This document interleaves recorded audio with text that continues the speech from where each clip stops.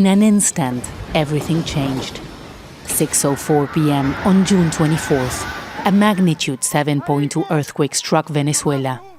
Less than a minute later, another even more powerful quake. An ordinary evening turned into one of the most terrifying moments in the country's history. The hospitals that survived were overwhelmed within hours. Rescue teams rushed to the disaster area, many from overseas, others made up of local volunteers.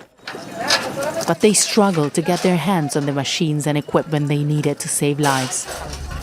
The back-to-back earthquakes exposed years of government neglect that had started long before the ground began to shake. In this episode of Inside Latin America, we're going to be talking to people in the hardest hit communities, but also evaluating the challenges for the current government. The earthquakes caused major damage in 7 states across Venezuela, including the capital, Caracas.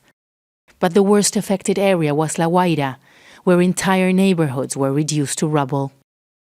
5 days after the quakes, in this building, rescuers told us they believed there were still survivors buried beneath the debris. Knock 3 times, they called out, waiting for a response from any survivors. If you can hear us, knock 3 times. They think the response is coming from 3 teenagers who were inside the building when the earthquake struck.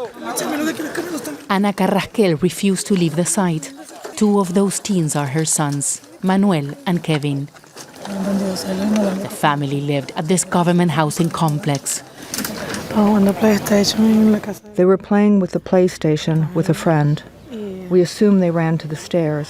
Thank God we got some help. I can only pray.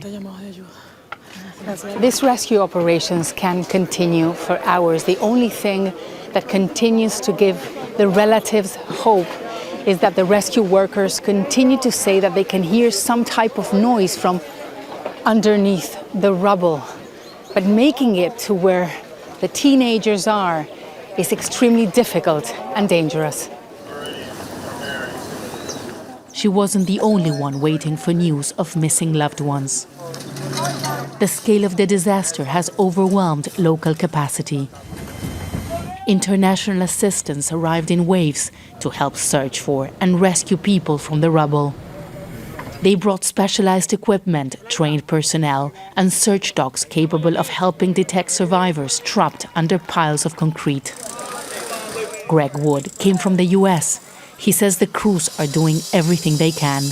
We have a box truck here coming with all of our heavy breaching and breaking equipment. We have some equipment for shoring, so if the building becomes less stable than it is right now, we can build some shores and make it more stable for us and the patient that's in there. But for many, the grief is already overwhelming. Mariluz de Perez Silva told us the body of one of her sons has been recovered.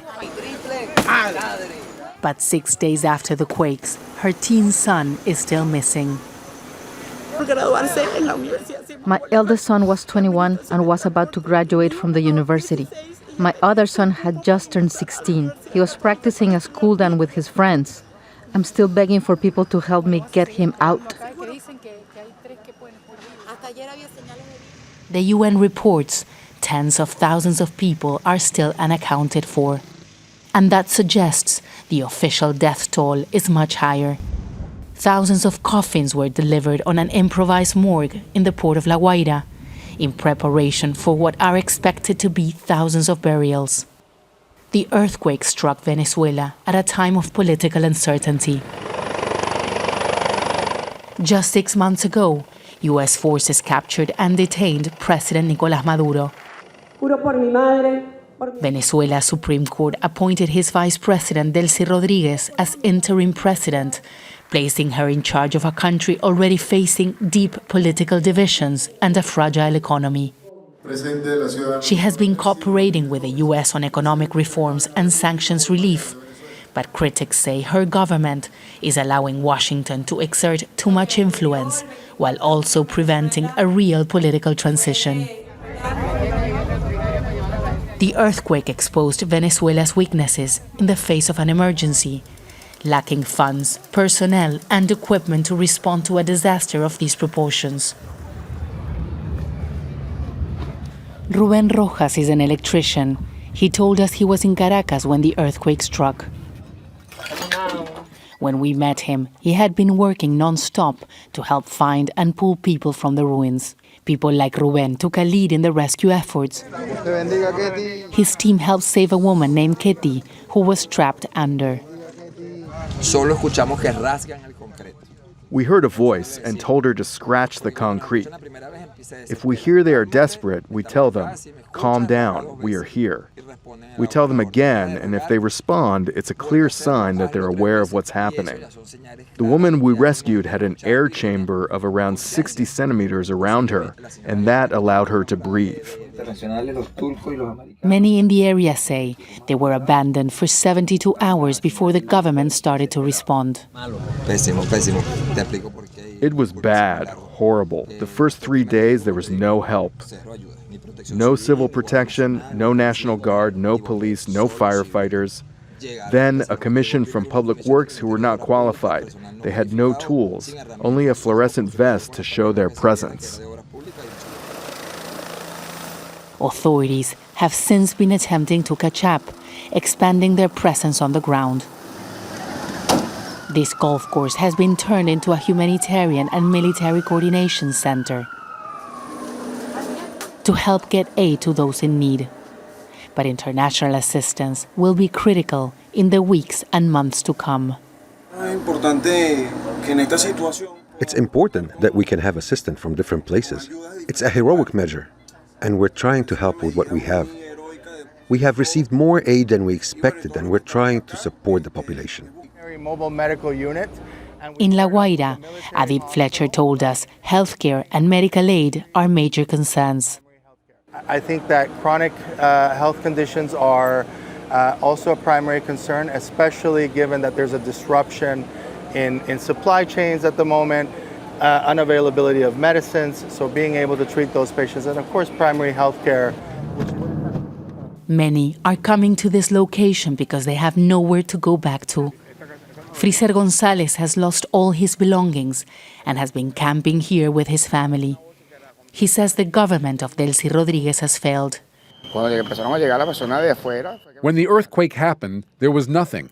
Only with international help, they started to come out. We were on our own. This government is done. They have to go. They have taken us to misery. Many Venezuelans affected by the quakes feel the same way, frustrated by what they say is the lack of government support. Many hospitals in the affected area have been damaged, but they're still at full capacity.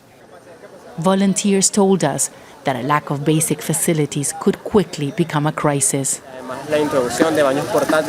We desperately need portable toilets to prevent the situation from getting out of hand. We are seeing people with diarrhea and fever. Beyond the devastating loss of human life, the earthquakes that affected Venezuela happened in a country that was already in crisis. Between 2014 and 2020, Venezuela's economy collapsed because of mismanagement, corruption, but also sanctions. According to economists, it was the biggest economic contraction in modern history, forcing millions of people out of this country. According to a modeling by the United Nations, the loss here could be between $6.7 billion to around $8.7 billion. This means around between 6 and 7% of this country's GDP. In a country where infrastructure from the electric grid to healthcare facilities were already crippled, the cost of reconstruction could be much higher than initially thought. For many, the disaster is measured not in billions of dollars, but in unanswered questions. As you can see, the buildings are very tall, and the way that they collapsed it was very difficult because they collapsed like a pancake. So it's very difficult to create a gap or a space when the people are stay there. 9 days after the quake, the odds of finding any more survivors are extremely slim. Mothers like Ana Carrasqueda, whose 2 sons remain missing, refuse to give up hope or leave the disaster site. For countless families, life has been forever changed. What has happened here is a big test for the government of President Delcy Rodriguez, but also for members of the international community, including the United States, who have stepped in to help out. It will take years for Venezuela to recover from these earthquakes. And when you're here, you realize that the human and economic costs have been immense. And now for more news, back to our headquarters in Doha.